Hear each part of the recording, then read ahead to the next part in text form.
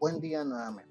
De acuerdo el programa de la asignatura, en esta ocasión continuaremos hablando del presupuesto de ingresos o de ventas, pero en específico acerca de los métodos para realizar el cálculo de estas proyecciones. Tenemos la regresión múltiple, que consiste de una técnica estadística que tiene como finalidad analizar la relación que existe entre variables a través de la explicación de un fenómeno causa-efecto. Para el caso de las proyecciones de ventas, nosotros sabemos de que existen diferentes elementos que pueden incidir por sobre este tipo de estimaciones. Así, el costo del consumidor, el precio, la calidad, competidores, productos sustitutos, pueden ser elementos que tengan cierta incidencia por sobre el resultado en ingresos o la proyección de ingresos a alcanzar. Este tipo de modelo tradicionalmente se representa como la relación de una variable dependiente, en este caso las ventas, y todo ese abanico de variables, de factores, de elementos que pueden incidir, ya sea positiva o negativamente, en mayor o menor medida, por sobre el resultado que se pretende alcanzar. Así, para el análisis de regresión múltiple, se puede tomar en consideración el coeficiente de correlación, el cual establece un comportamiento ya sea inversamente proporcional o directamente proporcional para las variables y la relación que éstas tienen entre sí. De tal manera que, por ejemplo, nosotros podríamos decir que el precio de venta va a tener un comportamiento, en algunos casos, inversamente proporcional para la mayoría de ellos, en los cuales si el precio sube, probablemente las ventas decaigan. Si el precio baja, las ventas se verán incrementadas. No es el caso, por ejemplo, para lo que hemos vivido este año 2020, en el cual hemos observado que productos como son las mascarillas, caretas y lentes de protección, a pesar de que su precio se incrementó, la demanda también lo hizo, al punto de que en algunos casos no habían existencias para suplir la demanda. Esto es un caso particular, puesto que estamos hablando de un evento, un fenómeno no controlable, como es el caso de una pandemia que obliga a la población, a las personas, a obtener y hacer uso de un artículo, el cual, aunque su precio varíe arriba abajo, siempre se da adquirido por la necesidad imperiosa de proteger la salud. El coeficiente de determinación implica esa variabilidad que se tiene de una variable por sobre la otra y la incidencia o influencia que tiene por sobre el resultado esperado. Este dato, el coeficiente de determinación, puede asumir un valor entre 0 y 1. El coeficiente de correlación puede asumir entre -1 y 1. En ambos casos, cuando el valor tiende a 1, en el caso del coeficiente de correlación a 1 positivo o 1 negativo, es que se denota el comportamiento directo o inversamente proporcional, según corresponde. En el caso del coeficiente de determinación, que solamente va de 0 a 1, implica la proporción de cambio, la fluctuación o variabilidad de una variable, de un elemento por sobre otro. En este caso decíamos la variable independiente y la influencia que tiene por sobre la dependiente. La prueba F refleja que un modelo en su conjunto es o no representativo del comportamiento, en este caso, de los ingresos. Para ello es necesario tomar el valor crítico de 5% como punto de referencia. Si el valor obtenido en la prueba F es superior a este dato del 5% o 0.05, usted encontraría de que el modelo no es representativo. Para que sea uno que explique el comportamiento de los ingresos, este valor debe ser menor al 5%. En el caso de la prueba T, esta refleja un estudio, un análisis para cada una de las variables comprendidas en el estudio de un modelo del comportamiento de los ingresos. De igual manera que en la prueba F, si el valor obtenido, esa probabilidad o valor crítico es mayor al 5%, la variable no está contribuyendo, no afecta, no explica el comportamiento de las ventas, en este caso, que viene siendo el objetivo que estamos analizando. Así, nosotros podemos tener los siguientes datos, en los cuales se reflejan 9 periodos, ventas históricas, y en este caso estamos tratando de evidenciar si por sobre estos datos de ventas, estas variables que nosotros hemos elegido como las independientes tienen relación. Si lo pensamos, podríamos decir, independientemente de a qué sector o producto se refieran estas ventas, si ese sector o esa actividad económica tiende a crecer, es probable que tengamos un comportamiento que refleje un aumento en las ventas. Si por ejemplo aquí estuviéramos hablando de leche, pañales, talco y hay expansión demográfica, implicaría de que va a tener mayor demanda de este tipo de productos. Hay una expansión poblacional. Diferentes culturas, sí, puede darse el caso, pero hoy día podríamos decir que prácticamente todo el mundo compra Pamper. Si estas son ventas de Pamper y aquí estuviésemos hablando de un incremento poblacional porque la natalidad se aumenta, podría ser razonable que los Pampers aumenten sus ventas. La publicidad, en función de la medida en que demos a conocer nuestro producto, nuestra organización, vamos a obtener, o por lo menos la expectativa es tener más ingresos. Y desde luego, al hablar de inflación, se presupone que los ingresos van a aumentar producto de que en términos generales, la economía ha sufrido un incremento en cuanto a los precios. Para poder hacer el análisis de regresión múltiple, en primer lugar tenemos que contar con la herramienta de análisis de datos activada. Esto se encuentra en la pestaña de datos. Si no la tenemos activada, simplemente vamos a Archivo, Opciones, luego vamos a Complementos, y aquí debemos ir a los complementos de Excel y aquí nos va a decir probablemente tengamos deshabilitado esta casilla así como está ahorita. Lo que tenemos que hacer es simplemente darle un chequecito, un clic para que se abra el chequecito y luego le damos a aceptar, y con eso Excel va a instalar la opción de análisis de datos. Luego simplemente debemos proceder a presionar el botón y buscamos en el listado de las funciones para el análisis la regresión. Damos a aceptar y aquí nos muestra un rango de datos para Y. En este caso sabemos que son las ventas. El rango de datos para X está dado, incluyendo los rótulos tanto en X como en Y, por las variables independientes que hemos colocado en el modelo.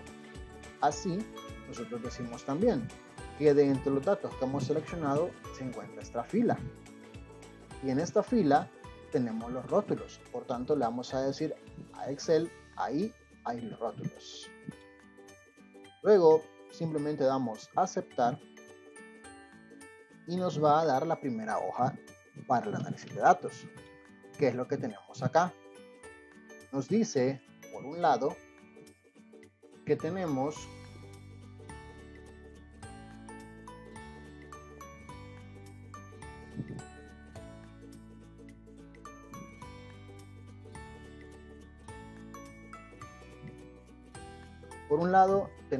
el coeficiente de correlación, el de determinación, y en estos nos dice, por ejemplo, que hay 0.86 de correlación. Este es el coeficiente obtenido. ¿Qué implica esto? Tenemos una relación que es fuerte, tiende a 1. ¿Sí? Recordemos que cuando pasaba de 0.5, si estoy mal, no estoy mal, indicaba de que había una correlación fuerte, ya sea para un lado inversamente proporcional o directamente proporcional. El coeficiente de determinación nos indica que es de 0.75. Para este caso hacemos referencia a que para estos dos valores nosotros tenemos que se está explicando en alguna medida el comportamiento de las ventas. Pero analicemos con mayor detalle. Tenemos también el valor crítico de F, el cual nos arroja un 14%, casi el 15%. Bajo esa idea estamos observando de que el criterio del valor de significancia, el valor crítico, no cumple el requisito de ser menor al 5%. Pero veamos qué sucede al analizar independientemente cada una de las variables. Por este lado, nosotros tenemos que el valor de probabilidad correspondiente a cada una de las variables, pues aquí tenemos el intercepto y las variables que nosotros hemos colocado. Tenemos que la mayor de ellas es la inflación. Por consiguiente, para este efecto, nosotros tendríamos que remover este dato o esta variable de la inflación, de tal manera que solamente nos quedan aquellas que están demostrando a este punto que tienen mayor probabilidad de incidir por sobre el resultado. Entonces vamos a trabajar. Haremos en primer lugar una copia de la hoja de datos. Vamos a colocarlo antes de la hoja 1. Aquí está, datos 2, y a esta le pondremos regresión 1. Aquí nosotros observamos que vamos a retirar la variable, de acuerdo a esto, de la inflación. Procedemos entonces. Simplemente seleccionamos la columna y eliminamos. Posterior a ello, simplemente tenemos que seguir analizando los datos. Solo que en este caso hay que modificar el rango de entrada de X, porque ya hay una columna menos. Hay que tener cuidado también de no seleccionar más de los periodos de los cuales tenemos los datos completos. Puede que tengamos para proyectar 3 periodos más, pero eso no implica que vamos a seleccionarlos también, porque como bien decíamos, este método se basa en un análisis estadístico de datos históricos. Una característica de ser datos pasados. Ahora damos a aceptar nuevamente y nos va a dar la hoja. En este caso le pondremos regresión 2. Y aquí vamos a analizar nuevamente. Observamos detenidamente que tenemos valores similares en la regresión 1. Tenemos 86,9937, aquí tenemos 86,9890, tenemos en determinación 75,67 y aquí tenemos 75,6709, mientras este otro es 9,1. Hay una variación entre los datos, producto de que ahora ya hay una variable menos. Los datos cambian. Pero eso no significa que exista una diferenciación, un cambio radical en cuanto a estos dos coeficientes. Por tanto, podemos centrarnos en analizar el valor de F y el de la prueba T. Veamos entonces. En regresión 1, con las 4 variables, teníamos 0.14. Veamos cuánto hay en regresión 2. Ahora es 5.4%. Ya cambió. Quiere decir de que al eliminar la variable de inflación, las que nos quedan van aproximándose al requerimiento para explicar el comportamiento de las ventas. Ahora, de acuerdo a la prueba T, ¿qué variable es la que nos está indicando que no debería de ser considerada? En este caso es la expansión demográfica. Entonces, ¿qué tenemos que hacer acá? De nuevo, crear una copia de datos, sería datos 3, y procedemos a eliminar la columna de la variable que nos están indicando, de acuerdo a este análisis, que no tiene relación con las ventas. Luego procedemos de nuevo a la herramienta de Excel y cambiamos el rango de las variables dependientes. Ahora solamente tenemos 2. Y posterior a ello simplemente le damos a aceptar. Sería en este caso regresión 3. Ajustamos Y luego tenemos que para el valor crítico de f, este ha cambiado. Siempre podemos observar el coeficiente de correlación y determinación, puesto que son trascendentales para el análisis. En este caso, observamos de que hay un cambio respecto a regresión 2, 0.86, 0.75 en regresión 2 y en regresión 3, 0.86 y 0.74. La diferencia es mínima. Veamos el caso, como decíamos, de la prueba F. Aquí sí hay una diferencia sustancial en cuanto al valor obtenido. Para regresión 2 era 5.4%. Para regresión 3 es 1.65%. Quiere decir de que a este punto las variables que tenemos en conjunto explican el comportamiento de las ventas. Ahora, vamos de nuevo al estadístico de T, que nos indica que el crecimiento del sector tiene un valor de 0.25. Sería este de aquí. Para ese caso, no está siendo una variable que explique el comportamiento de las ventas. Por consiguiente, ya conocemos el proceso, habrá que eliminarla.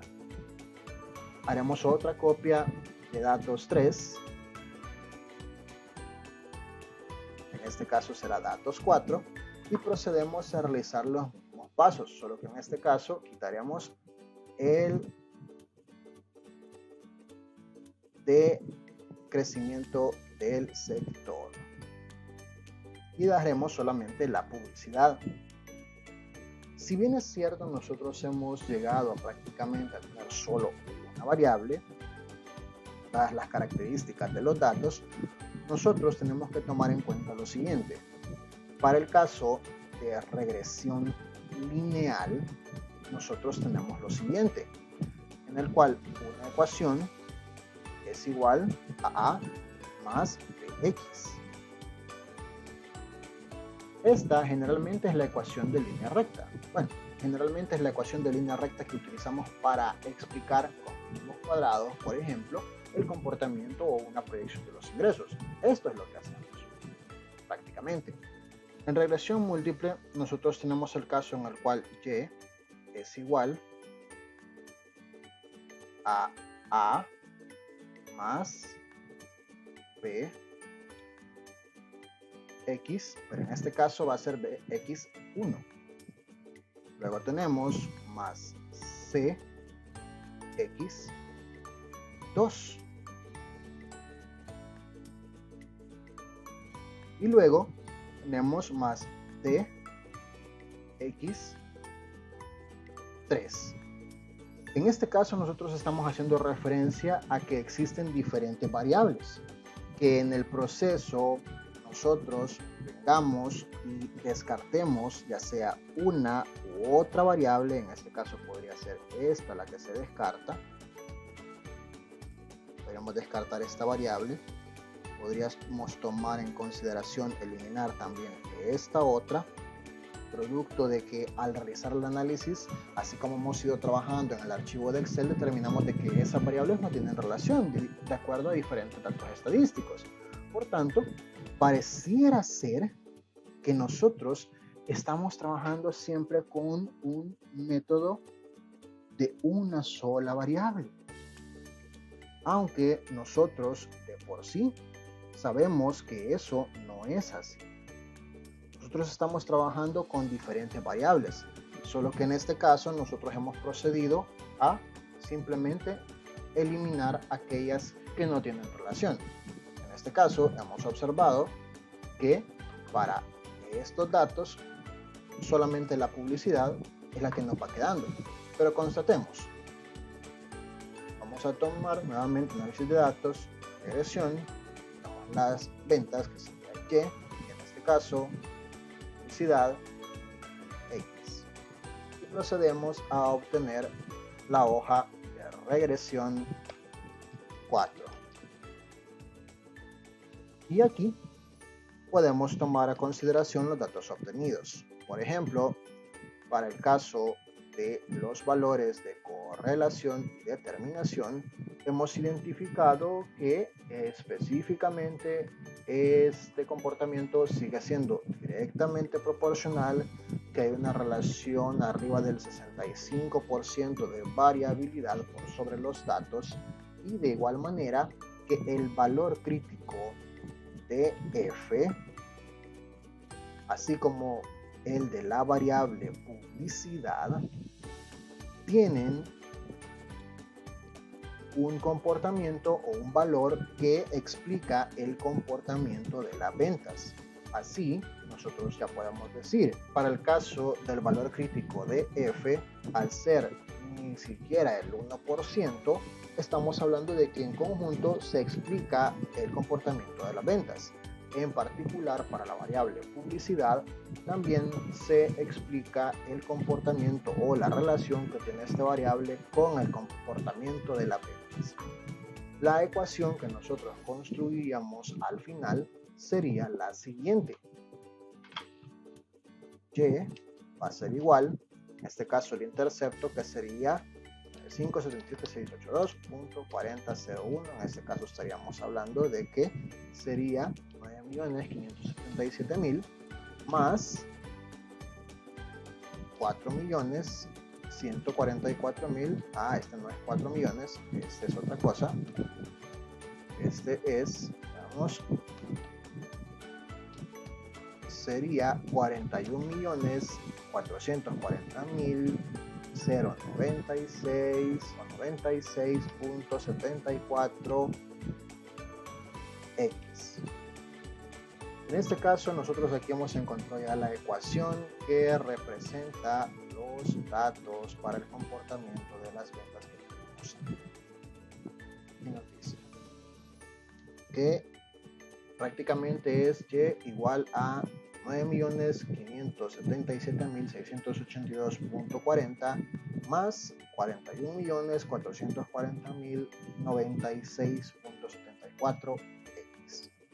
Bastará simplemente con reemplazar el valor de x en esta ecuación a efecto de reflejar la proyección para el décimo mes. En este caso, el valor de x sería el porcentaje de la publicidad.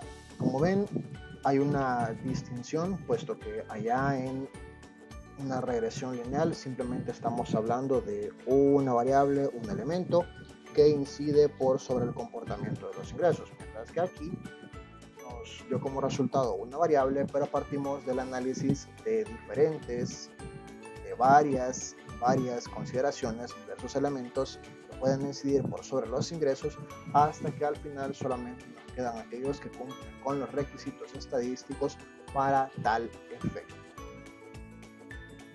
Continuando, al hablar de teoría de las restricciones, nosotros hacemos referencia a la gestión de los recursos, a esa capacidad que tenemos para la distribución, para visualizar los recursos como un sistema, como ese conjunto de actividades que nos van a permitir producir, vender, dar un servicio postventa, todo ese conjunto de actividades que la organización realiza para poder realizar operaciones en el mercado. Sea que hablemos de la capacidad instalada, la forma con la cual la empresa produce, la capacidad que tiene en número de unidades, la capacidad en términos de recurso humano, las horas máquina, horas hombre, el número de unidades que puede producir en la planta productiva. De igual manera, se habla acerca de la capacidad de almacenaje y de distribución a través de diferentes canales, logística, que reflejen cuánto podemos hacer con los recursos que tenemos. Siempre hay que tener presente de que la capacidad de una organización tiene cierto límite.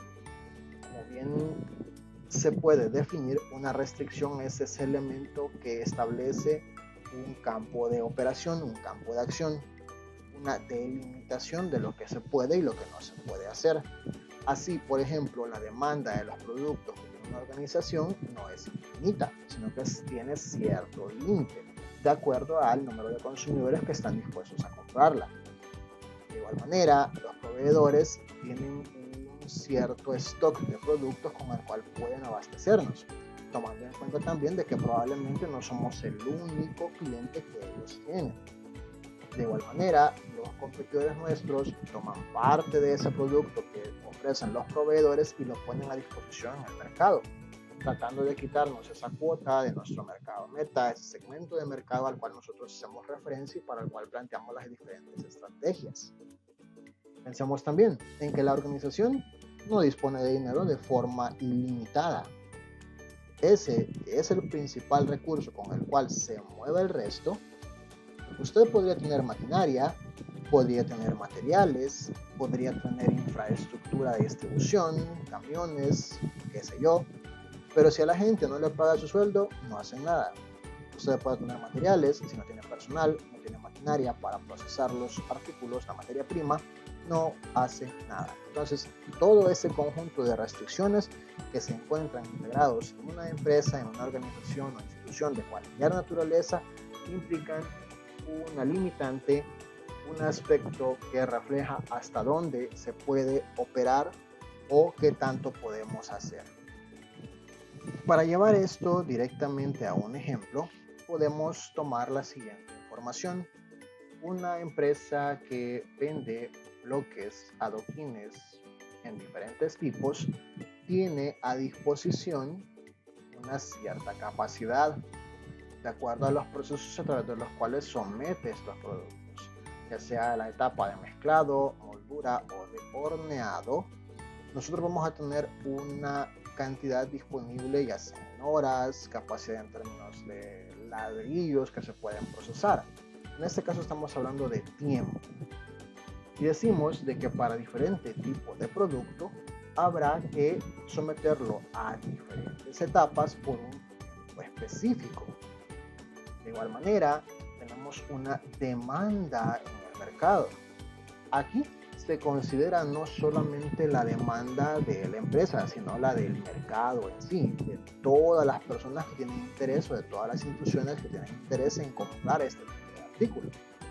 De igual manera, se presenta la cuota esperada de mercado. Así, se puede decir que de los 30,000 bloques que el mercado está dispuesto a comprar, nosotros simplemente ofrecemos el 6%, 1.800. De los adoquines, 600 y de los adoquín rombo, 1.050. De igual manera, nosotros tenemos que operar de acuerdo a un criterio de equilibrio. Nosotros podríamos producir un cierto número de unidades, pero ese podrá ser tal que no va a ser suficiente para cubrir los costos fijos que se generan independientemente de si hay o no hay actividad en la empresa. De igual forma, nosotros tenemos que pensar en que tenemos un precio de venta para un artículo, y que ese también se comprende como una limitante por sobre el precio que nosotros ofrecemos respecto de los competidores. No podemos ofrecer un precio más alto que nuestra competencia porque eso implicaría que todos se van a ir a comprar allá. Por ahí va otra limitante. Ahora, al momento de expresarlas de tal manera que podamos aplicarlas a un modelo en Excel, nosotros tenemos que pensar en esto. Por ejemplo, para el caso del proceso de mezclado, identificando los productos como A, B y C, sería esto de aquí, nosotros tenemos que el producto bloque usa 2 horas del primer proceso, 2 horas el adoquín y 1 hora el rombo. Entonces, ¿qué hacemos? Representamos 2 por A, que serían 2 horas para el producto A de este proceso, 2 horas para el producto B de este proceso y 1 hora del producto C para este mismo proceso. Eso no debe ser mayor a la capacidad que tenemos. En este caso decimos que la capacidad es de 1.150 horas. Esa es la limitante, el tiempo que podemos disponer para hacer estos artículos. De igual manera, en el proceso de moldeado y de horneado, tenemos una cierta capacidad en términos de tiempo y tenemos cuánto es lo que utiliza cada producto de esa etapa. En este caso, el que más se utiliza es el adoquín, que lleva 3 horas. Y en el caso del horneado, también es el que más tiempo consume, pues lleva 5 horas. Eso lo representamos acá, dado que ya tenemos la restricción, el valor de la restricción que está aquí. Y lo que hacemos simplemente es representarlo como una fórmula y lo indicamos en este caso. Sostenemos que los valores que van a ser utilizados aquí los tengo colocados, pero lo vamos a borrar para poder reflejarlo. Aquí solamente es para que no se viera extraño, que no aparecían valores, luego lo borramos. Aquí tenemos de que las unidades que se van a hacer de cada tipo de producto para ser puestos a disposición de los clientes van a operarse las unidades de A por 2, las de B por 2, las de C por 1, simplemente, porque ahí solamente se utiliza 1 hora. Y de igual manera para cada proceso al que se someten esos artículos. En el caso de la demanda, vamos a tomar la total, puesto que es lo que el mercado está dispuesto a adquirir.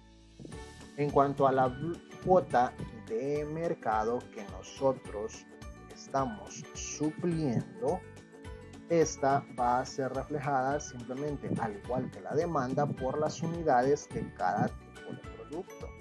¿Sí? Solamente la vamos a trasladar.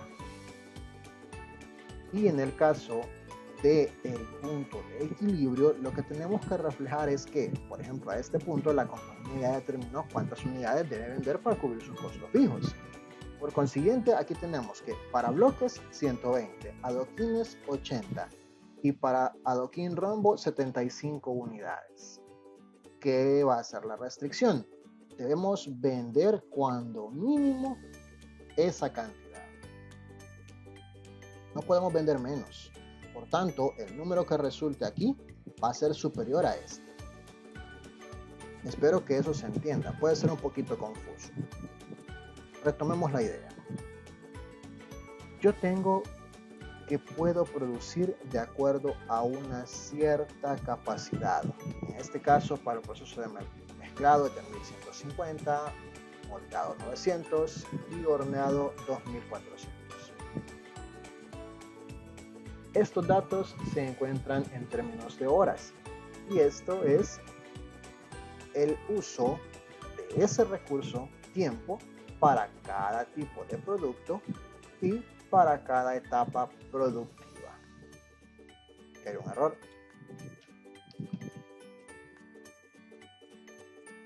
Luego tenemos la demanda que el mercado está dispuesto a comprar en términos totales. Aquí pensando que no solamente son ustedes, soy yo, es esta empresa la única productora. Hay otras. Tenemos también la cuota de mercado que se está dispuesto, o la cuota que estamos cubriendo, la cuota esperada. Y de igual manera tenemos el punto de equilibrio, ese nivel de ventas que nos va a permitir cubrir nuestros costos fijos y que vamos a tener que asumir esos mismos costos fijos independiente si producimos o no bloques o adoquines. Con eso ya clarificado, vamos a proceder a dar solución al modelo. Son los valores que ya se tenían, pero se dejó así para que se evidenciara lo que se estaba operando en estas funciones. Vamos a recurrir nuevamente a la pestaña de datos Solver. Si no la tienen activada, pueden proceder siempre a complementos y se van a complementos de Excel y aquí habilitan Solver y luego le dan a aceptar y les va a aparecer aquí este icono. ¿Qué tenemos en Solver? Bueno, en primer lugar, aquí ya está precargado. Hacemos referencia a la función objetivo que queremos con las ventas, maximizarlas, desde luego. Siempre queremos nosotros obtener mayor nivel de ventas, mayor nivel de ingresos. ¿Qué celdas son las que nos van a cambiar? Pues son estas de aquí. Esta es la incógnita en este caso, lo que estamos buscando. Ese nivel de actividad, ese nivel de ventas que me va a permitir satisfacer este conjunto de restricciones. ya sea por el lado de lo que puedo producir, lo que el mercado está dispuesto a comprar, la cuota que yo estoy supliendo y el punto de equilibrio que yo tengo en la organización. Nótese que aquí hay variables tanto internas como externas, de tal manera que se observa el mayor número de datos posible. De igual manera, para este ejemplo se ha optado por incluir esas variables, a efecto de no saturar la idea, de no saturar el ejemplo. Luego, ¿qué es lo que hacemos? Simplemente vamos a darle, aquí debería estar en blanquito o vacío, vamos a darle a agregar y vamos a seleccionar la celda de referencia que tiene la fórmula que hemos construido, esta de aquí, la columna D. Seleccionar esta, verificamos que el signo de desigualdad que hemos colocado es el mismo que está aquí, que refleja de que el valor de la columna D debe ser inferior al de la columna F, salvo en las restricciones del punto de equilibrio. Ahí debe ser mayor. Si se fijan, ahí es el único punto donde son distintas. Luego seleccionamos la restricción o el parámetro de la restricción y le vamos a dar a aceptar. Cuando le damos a aceptar, ese valor es cargado aquí. Yo ya no le di a aceptar porque lo tengo cargado. Si lo hago de nuevo, probablemente me dé un error. Tendría que vaciar todo esto, pero por cuestión de tiempo se deja lleno. Por lo menos en este caso yo lo he dejado lleno. Aquí solamente tenemos que fijarnos de que al momento de colocar las restricciones y volvamos a esta pantalla, vamos a ir una por una, la celda de la izquierda, en este caso la columna D que se ha seleccionado, sea igual en términos de la fila de la columna F. Así, para la celda de 15 deberá estar a la par o comparada con la restricción de la celda F15. Hay que tener cuidado con eso porque en ocasiones alguien podría equivocarse o confundirse. Y por ejemplo seleccionar la D19 respecto de la F18 o la F20, lo cual nos daría un dato equivocado a la hora de resolver el sistema de ecuaciones. Se debe tener eso presente en todo momento. Una vez nosotros hemos terminado de cargar las diferentes restricciones, simplemente le vamos a decir a Solver, ok, ya tenemos la información colocada, simplemente danos la respuesta, resuelva. Y aquí nos va a decir la herramienta, encontramos una solución, se cumplen las restricciones. Y nos dice, para este caso, nosotros tenemos que vender de bloques 327, de adoquines 80 y de rombos 337. ¿Cómo queda eso respecto a el punto de equilibrio? Por el lado de los adoquines alcanzamos el punto de equilibrio, 80 unidades. En el caso del rombo, adoquín rombo, hemos obtenido más, al igual que en el caso de los bloques. En cuanto a el nivel de demanda, desde luego este se encontrará por debajo de la expectativa total de mercado, que serían las filas celestes. Si pensamos en la cuota de mercado que estamos cubriendo, prácticamente con este nivel de actividad, nosotros tendríamos que hemos cubierto 327, 80 y 337 hasta este punto. De igual manera, con el caso de los procesos productivos, tenemos que estamos trabajando con 1150, la totalidad del recurso del proceso de mezclado. En el proceso de moldeado quedamos con 7 horas que quedan ahí volando, que no se hace nada, no se utilizan. Y en el caso de horneado también se utilizó la totalidad de las horas. Vamos a dar a aceptar. Como bien observamos, hay una solución. Si hubiésemos tenido un error a la hora de colocar las diferentes restricciones, podría ser el caso en el cual Solver nos hubiese dado un error o nos hubiese indicado que no hay una solución compatible con el conjunto de restricciones. Por eso es necesario tener cuidado a la hora de elaborar el modelo. Ahora vamos a regresar a Solver y le vamos a decir, de nuevo Resolver, donde va a cambiar datos. Y aquí le vamos a dar el informe de respuestas. Eso nos va a crear una hoja de cálculo en la cual se denoten los valores que hemos obtenido. En este caso, el volumen de productos vendidos genera un nivel de ventas de 2.597, 2.600 para ser aproximados. Y nos dice, en cuanto a demora o residuo, tiempo ocioso, nosotros tenemos que, vamos a ponerle aquí para que se pueda apreciar mejor, tenemos que del proceso 1 no nos quedó recurso disponible. Del proceso 2 nos quedaron 6 horas y un poco más de la mitad de la otra. Para el proceso 3 utilizamos el recurso total. En cuanto a la demanda, observamos que desde luego no la hemos cubierta. En cuanto a la cuota de mercado, de igual manera, esto es lo que se presenta. Y respecto del punto de equilibrio, estamos generando beneficio puesto que estamos produciendo más de lo que se espera.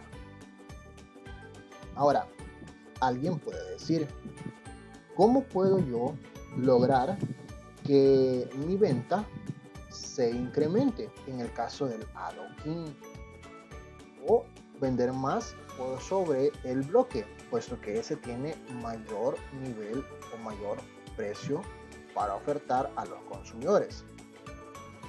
Veamos lo siguiente.